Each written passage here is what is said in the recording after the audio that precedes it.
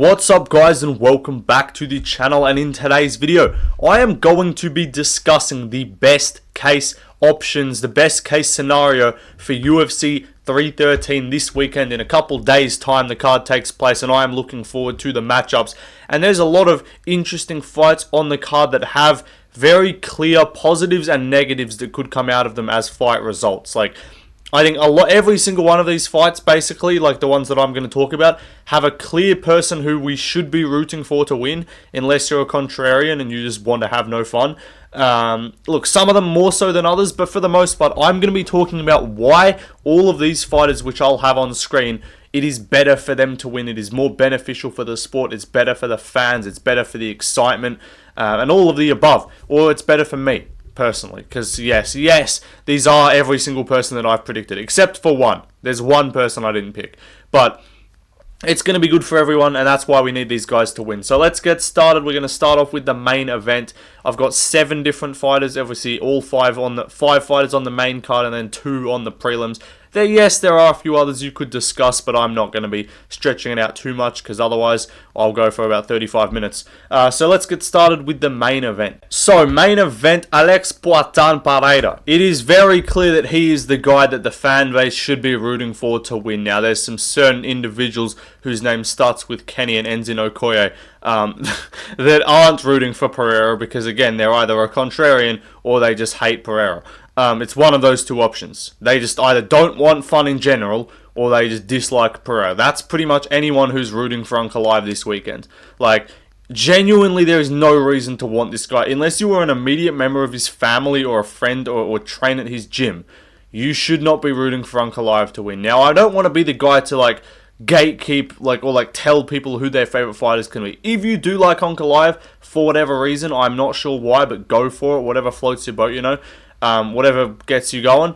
But I personally don't see a single fucking reason to like Ankalaev other than he's your family member. And even that's pushing it. Even he's probably got a few family members that are yeah, I can't find anything good about this dude. But Pereira, it's so much better if he wins. One, it provides other options at heavyweight. In terms of, if John Jones continues to duck Tom Aspinall, we can just say, okay, fuck you, Jones. We don't need you in the sport. We'll just do John Jones. So we'll just do Tom Aspinall versus Alex Pereira. Now, would Pereira lose that? Probably. He would probably lose any fight. He would probably lose to Jones or Aspinall at this point, let's be honest. Just, the wrestling's just not quite there, and Aspinall's just so much bigger than him. But it provides options, because if Alex Pereira loses this weekend, yes, he could move up still, but I feel like maybe his star power is that much that it wouldn't even matter, but I feel like it's difficult to market a Pereira-Aspinall fight with Pereira coming off a loss. If he were there, if he lost this weekend by close decision and then goes and redeems it, then moves up, yeah. But right now, you're not gonna get bigger momentum and bigger hype behind a fight than if Pereira knocks out Ankalaev inside 2 rounds this weekend, bad, finishes him, no controversy about the stoppage, and calls out Tom Aspinall for the belt, and says, fuck you, John Jones, you're a fake champion, I don't want to fight you, I want to fight the real champion, Tom Aspinall, let's fight for the undisputed title, promote Aspinall, let me challenge for a 3rd belt. That's what he should do, and that option is there, and it creates more than just one. Right now, Aspinall Jones is the only interesting fight at heavyweight. Yes, Shamil Gaziev is the GOAT of the sport, but apart from that, there is nothing to, we gotta wait another 3 years for fucking Talison Teixeira and Mario Pinto to maybe actually be good. And we don't even know if they're good, they just have knockout power. There's nothing on the immediate horizon at heavyweight that's right around the corner. There's no up-and-comer who's about to get in a top 5 number 1 contendership fight or something like that. So, we need Pereira to win to both save light heavyweight from the Ankalaev title reign, which would just be dismal. It's just going to be dismal stuff. He'll fight once every 8 months. Probably fucking save himself for... They'll just put him in Abu Dhabi. He'll be boring.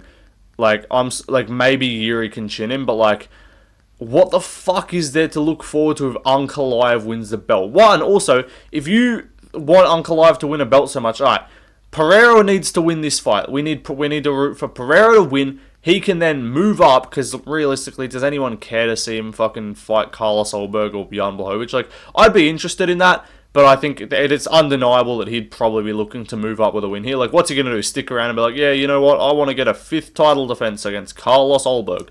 Like, nah. It's just no one's really into that too much. So unless Ulberg goes out there and like sleeps Jan Blachowicz, then maybe be a bit of hype with the CKB connection there. But apart from that, we want Pereira to win. We want him to be able to move up and save heavyweight. And then you can just do Yuri Prohaska versus the winner of Jan versus Ulberg for the vacant title if Pereira moves up.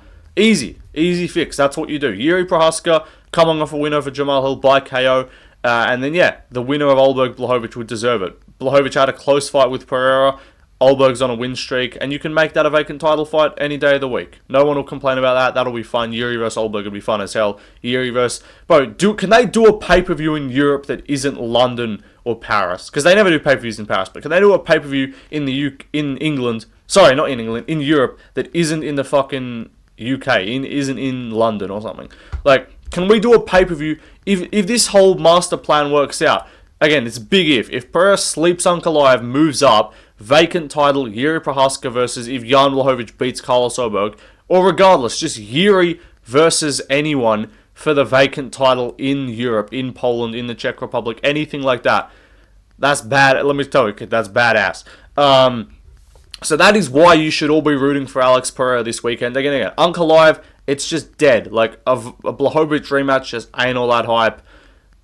Yuri would be cool, I guess, but, like, Ankalaev's like the one guy that might make Yuri not as fun. I still think Yuri's going to be fun, because Yuri's fun against anyone. Like, Yuri was fun against Rakic, and Rakic is not a fun fighter. Like, Rakic is just Leon Edwards, a light heavyweight.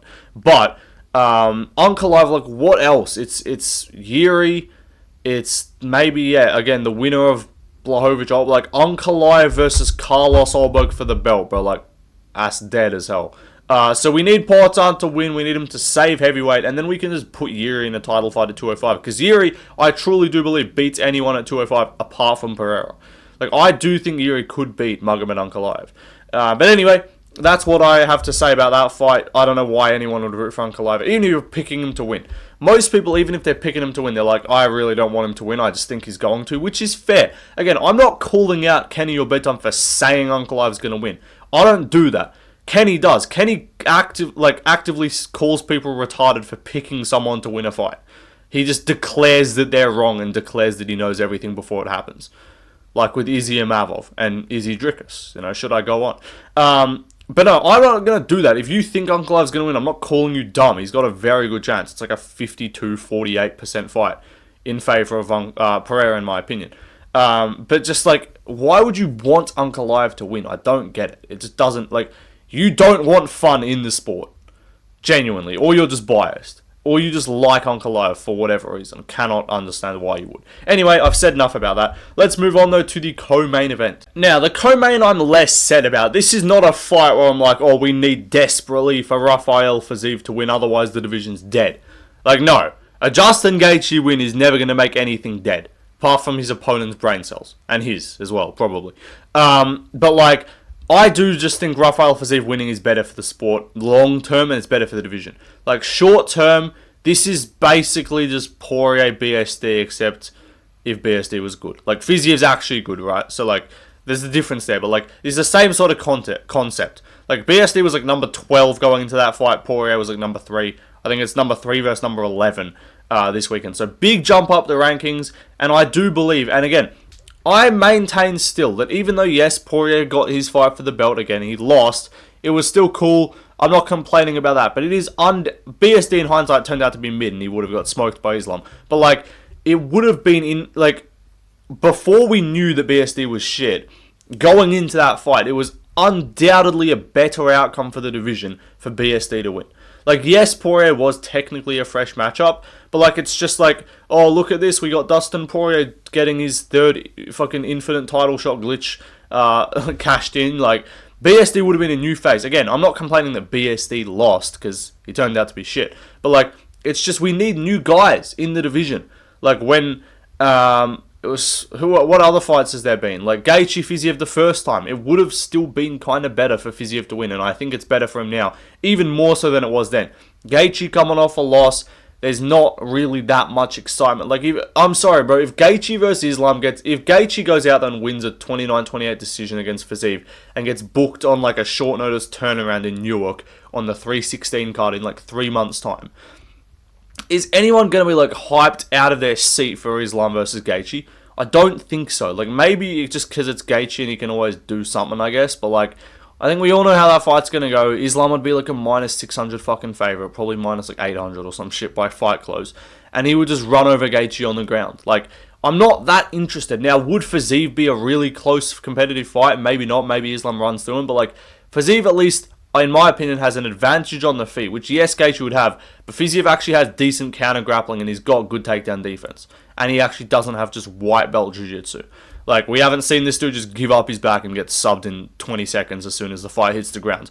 And he's got more upside, he's younger, he's got more room to improve, he's got longer in the game. Like, how many Gaethje fights are we going to see? Not that many. I don't think the Gaethje fights that we're going to see remaining have to be top contender fights. Like, they can just be fun. Dan Hooker, you can book with both of them coming off a fucking loss for all I care. It's going to be the same. They're both going to bash the fuck out of each other. So I do think Fiziev winning is better for the title picture. It means you can do a Fiziev versus like an Arman fight to determine the title shot if they are still going to be making Arman fight again. It allows lightweight to get booked really easily as well, in my opinion, because if Fiziev wins, I say you do Fiziev versus Arman Tsarukyan, you do Charles Oliveira versus Max Holloway, you can either rebook Dan Hooker versus Justin Gaethje, or you can do Poirier versus Gaethje, depending on how long Hooker's out for. You can do Poirier versus Holloway, you can do Poirier Holloway, you can do Hooker Holloway, you can do Oliveira Poirier if you really need to. There's so many more options, I feel like, where there's like, if Gaethje wins, he'll probably just try and swindle his way into a fucking title shot like Poirier did coming off one win. Again, lose the BMF belt fight and then immediately win one more against a fighter outside the top 10 and get a title shot. Like, it's just kind of dead in my opinion. And yeah, I do think there's interest with Fiziev at the top. I think he'd just be better. Again, longer term, he's got more fights left in his career. He's just going to be around for longer. So I think we need these guys to start getting those marquee names. Like, we don't want Fiziev 2 years from now finally making his way up to the top because he has to rebound with another 4 wins after this if he loses. And then getting to the top and be like, oh, well, he lost to Gaethje twice. It can't be that good. Like, get some hype around these guys. Show that there's actual like flow coming through the division. Show that these guys are improving, getting better, and are actually a threat to the title. Now, I don't think Islam will be there in like literally less than a year's time. Like, I think he'll just move up either next. Yeah, I don't think he fights one more at 55. That's my prediction. Islam will not fight more than once more at 155. Unless they can convince him to just do Gaethje on like a pretty short notice turnaround if he wins, and then do like an Ilya fight, or make Ilya fight in the meantime. But we'll see what happens. I still think undoubtedly Fiziev winning is better for the division. Because again, Gaethje can just fight whoever, whenever, it doesn't matter. He's not, like, we're not missing out on a Gaethje title shot. No one's going to, like, be like, damn, man, I'm really, the fights we wanted to see, the ones that got away, Khabib versus Ferguson, Jones versus Aspinall probably, that's going to be there. And, oh, yeah, I wish we got Gaethje versus Islam, man. That's a slipped out of grasp. Like, no one's going to really give a fuck. Anyway, let's move on to the next fight. Next up, Jalen Turner, Ignacio Bahamondes. Ignacio Bahamondes, very clear to me, is better for the division with a win. Jalen Turner's been around. He's taken his losses. He's lost to half the top 10 already. Ignacio Bahamondes is young. He's exciting. He's got aura. He's up and coming. Sick striker. Fun as hell. Potential for just a bunch of fun fights in the future. Like, is this guy going to fight anyone in the top 5 right now? No. But he's going to be there if he gets a win here. He can be in that top 5 or that top 10 and fight these other up-and-comers in the top 10. Like, we're getting all these sick fights outside the rankings. Ribovic, Haqparast, and Alvarez fighting people, and Ziam, and Rebecca versus Oralby, and Ribovic, El Huber, and all this shit, right? All unranked fights. All unranked. None of these fights are ranked, and none of them are even for a ranking, because the UFC refuses to take rankings off people unless they actually lose a fight to an unranked opponent. Like, God forbid you go on a fucking 5-fight losing streak. Don't worry, you'll still be ranked as long as you haven't lost to someone outside the top 15. It's really fucking dumb, and it pisses me off. That's why the fan rankings are better. But Bahamondes, he's got potential for sick fights in the future. Like, A Bahamondes Fiziev fight, that's going to be sick. I think he'd probably lose, but like down the line, if he can make improvements, like you're telling me you don't want to see Alvarez versus Bahamondes for like a #1 contender fight in like 2026? That'd be sick if these guys can both kind of climb the rankings. Alvarez Ziam, Bahamondes Ziam, Bahamondes Rebecki, some shit. Like, we're going to see all these fights, but can they please be for top 15 fights? Can we get some cycle in and out of the top 15? Can we get Jalen fucking 14-8 Turner out of the fucking spider hair fucking Lil Yachty out of the top 15, bro? Like, can we get NBA Youngboy up out of here and get some new guys in the division? Like, seriously. Who else? BSD. Get this French ass out of here, bro. He's fucking not beaten a ranked opponent. He beat Matt Frivola and hasn't done anything since, apart from lose. I don't even dislike BSD, but still. Like, Michael Chandler hasn't won a fight since May 2022, bro. Get out of here. If he loses to Paddy, he's going to literally be 3 years without a win. Get this unk out of the top. He's still holding on to a top 10 spot. Benil Dariush, respect. Seem like a great guy. Christian man, you know, I respect you. But you haven't fucking beaten anyone in Yonks. Like, again, October 22 was his last win. 2022. I can go down the list and just read off all these names that their last win was just fucking ages ago. And they just haven't done shit since. Like, Poirier's retiring this year. That'll be sad, but also kind of good in terms of, again, turnover. Gaethje. Let's get your fights done. Let's finish off your career nicely. Get 3 more out of you. Let's get some turnover. Cycle these guys out, you know. Michael Chandler, gone. BSD, gone. Jalen Turner, out of here. Like, Poirier, you can retire soon. We'll miss you, but you can retire. You're no longer in contention. Like, we need new guys. I want all these, like, I want to look at the lightweight rankings at the start of 2026 and see, like, outside the top 5, I want to see, like, from 5 to 15. Joel Alvarez, let me tell about this kid. Ignacio Bahamondes, in no particular order. Fares Ziam, Mateusz Rebecki, Maita Bekorel by Esteban Ribovic. Like, I want to see all these names. Grant Dawson even. Like, Ziam, I think I said. But, like, all these guys in that top 10 to 15, 5 to 15 range, getting those #1 contender fights, fighting each other for meaningful fucking stakes instead of just, like, a 3-round war on the prelims of a pay-per-view in fucking Abu Dhabi or on the Sphere card, bro. Like the best fight on the Sphere card with 2 title fights on top of it, which killed the card. Like, I don't know. We just need Bahamondes to win, I feel like. Like, if Turner wins, it's disastrous. No, but it's just the cycle of Jalen Turner. He wins a fight. Everyone thinks he's really good again. He fights a grappler and quits. Like, it's just the Jalen Turner cycle. Anyway, let's move on to the next fighter. We got our daily DEI placement, guys. Round of applause for Lasmin Yusindo making it in the video as a equity, inclusion, diversity, inclusion. Look, objectively, yes, we do. Like, I'm saying we. Like, I don't give a real. Like, strawweight's dead as fuck once Weili leaves. That's gonna be a wasteland. But if Weili doesn't leave and stays at 15 for a little bit, we need new contenders. Weili beat the fuck out of Yasmin Lucindo, but at least it's a new name, I guess. Just, yeah, new women in the top 5, sure. New Indian boys in the top 5, that's what we need. We need more of these lesbian Brazilians to maybe go on a bit of a run. Anyway, let's move on to the main card opener. Mauricio Rufy. Now, I got a guy that I actually think I just forgot to mention in that big group of names because I was saving him for now. Is Mauricio Rufy, and he needs to chin Bobby Green inside a round and a half and look amazing. Like, we need a generational fucking masterclass, no questions about it, no looking mid, no getting tagged on the feet.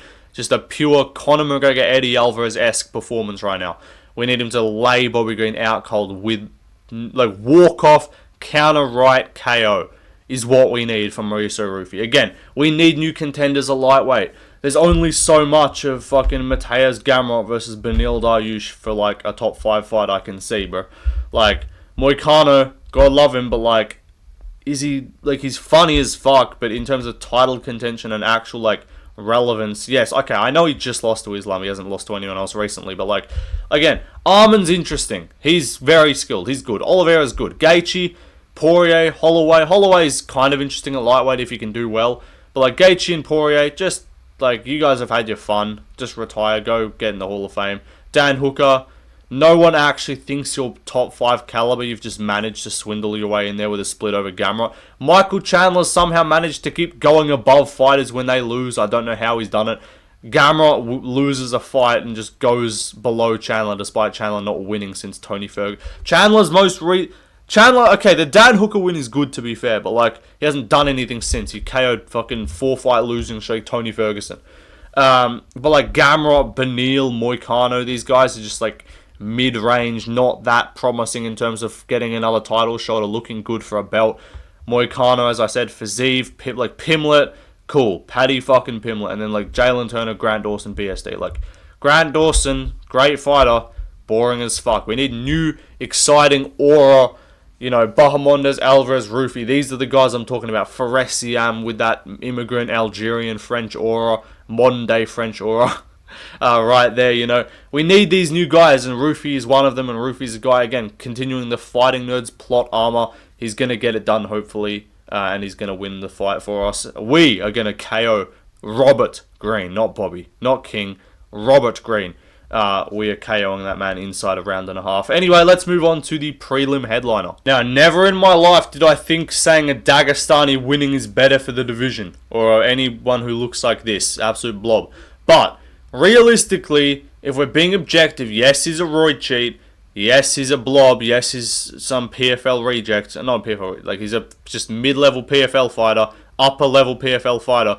Is it objectively better for him to win? Yes, because we need guys for Aspinall. I think the UFC can hit two birds. They're trying to hit two birds with one stone here. They're kind of be like, alright, first bird either, we get to prove the PFL shit, and the guy who beat Hernan Fajea just got smoked by Curtis Blades, proving that Ngannou's win isn't that impressive. Our guy did it too.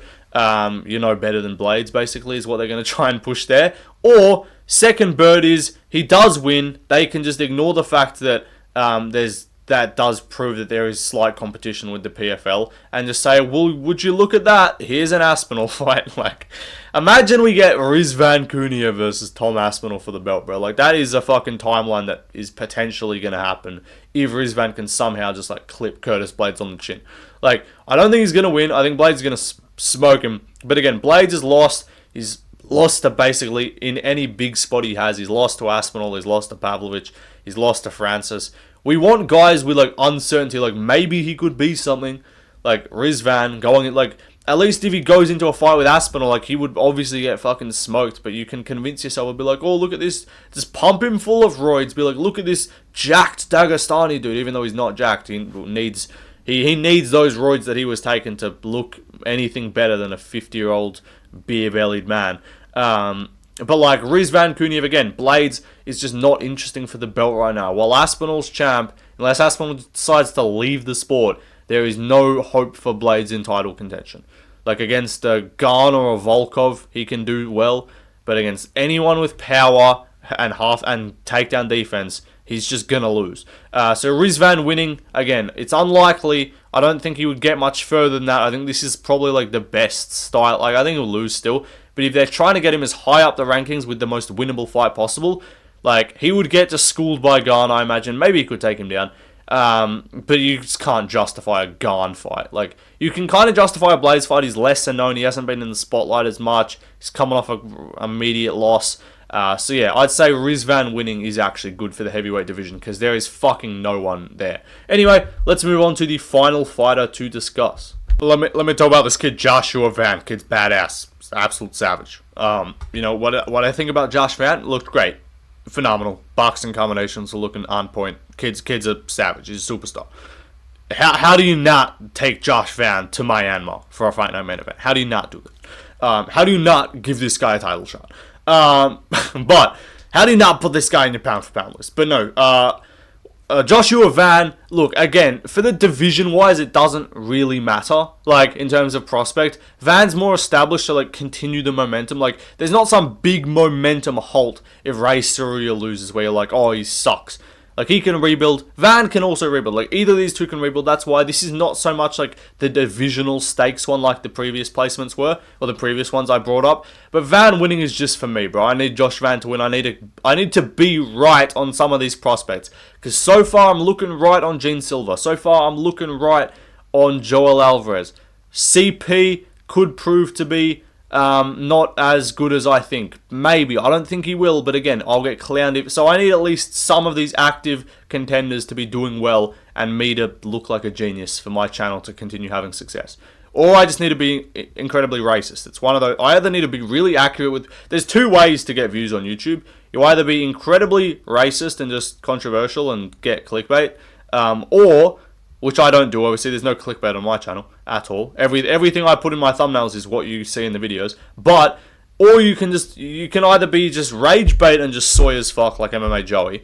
You can just be outrageously based, or you can just be really good at predictions so everyone goes, better listen to this guy. So yeah, I got to get all three of those, or sorry, all two of both of those, not the soy part, the good parts, the non-MMA Joey parts, hit those with one stone here. Josh Van, I got to look like a genius. He's going to win. He's going to climb up the rankings, and I'm going to get all these prospects. All these guys in my channel banner, you guys can see all of them.